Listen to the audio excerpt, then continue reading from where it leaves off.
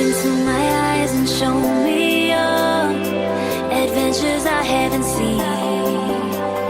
Taking all the life it is. Assalamualaikum warahmatullahi wabarakatuh. Perkenalkan, nama saya Cindy Clara. Saya di sini akan menjawab pertanyaan-pertanyaan dari mitos penganggaran. 1. Perbedaan anggaran dan penganggaran. Anggaran di sini menurut ahli, saya hanya mengambil satu. Menurut Ed A. Supriyono, anggaran adalah suatu rencana yang diterima secara formal dalam bentuk kuantitatif, biasanya dinyatakan dalam satuan uang atau menggunakan sumber suatu organisasi dalam jangka waktu tertentu. Penganggaran adalah suatu proses tahap persiapan penyusunan rencana berbagai informasi yang diperlukan, pembagian tugas, rencana menyusun rencana, implementasi dari rencana tersebut hingga pada tahap pengawasan.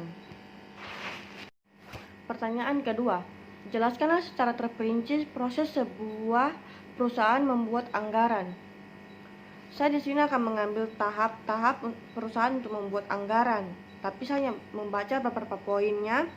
Di sini 1. Menentukan pedoman anggaran, 2. Persiapan anggaran, 3.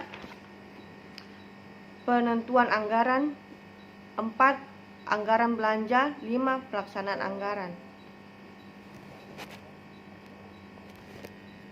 3. Jelaskan secara terperinci siapa saja yang ikut berperan dalam pembuatan anggaran.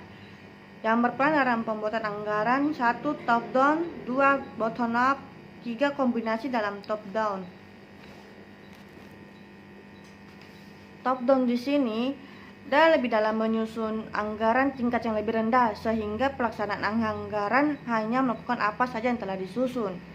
Kalau bottom up, lebih sepenuhnya disusun oleh bawahan dan selanjutnya diserahkan kepada atasannya. Kalau kombinasi top down dan bottom up, di antara kedua pendekatan ilmiah yang paling efektif, pendekatan ini perlunya interaksi antara atasan dan bawahan secara bersama-sama. Pertanyaan keempat, saya di sini akan menjawab. Kemukakan pendapat kalian mengenai anggaran perusahaan ideal seperti apa? Menurut saya, perusahaan ideal itu seperti perusahaan yang membuat anggaran, perusahaan yang dapat membantu dana serta mengendalikan aktivitas bisnis. Keadaan anggaran ini tertentu dapat dimudahkan perusahaan dalam membuat asumsi biaya yang dilakukan oleh perusahaan untuk mendukung kegiatan bisnis yang akan dilakukan. Pertanyaan kelima, apakah anggaran perusahaan dapat diubah? Jika iya atau tidak, berikan analisisnya.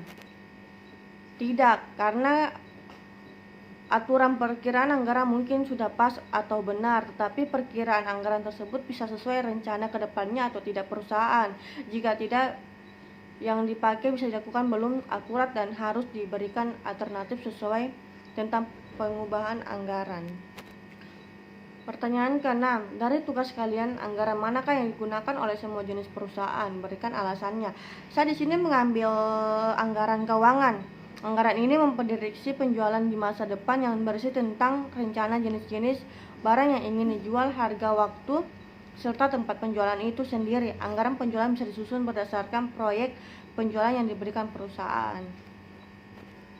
Pertanyaan ke-7, setujukah kalian jika perusahaan ingin menggunakan anggaran yang sama dengan anggaran tahun lalu? Jelaskan. Menurut saya tidak, karena setiap tahunnya pasti berbeda.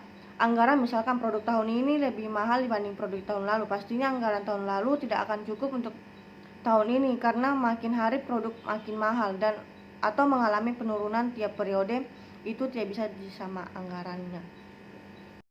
Sekian hasil tanya jawab dari saya. Wassalamualaikum warahmatullahi wabarakatuh.